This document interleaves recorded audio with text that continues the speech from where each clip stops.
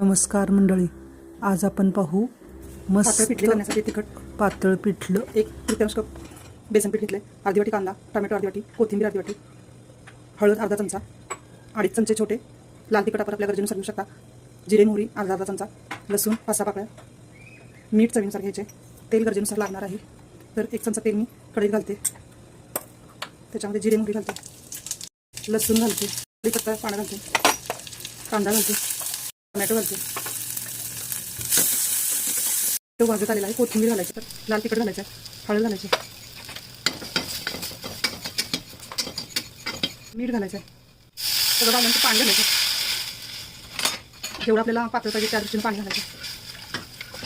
त्या पाण्याला उकळी आलेली आहे छान मस्त. आता आपण हे पाणी बेसनमध्ये पाणी घालून पातळ केलेलं ते घालायचं, ते सर्व मिक्स करून घ्यायचं. व्हिडिओ आवडला असेल तर व्हिडिओला लाईक करा, नवीन असाल तर सबस्क्राईब करा. धन्यवाद.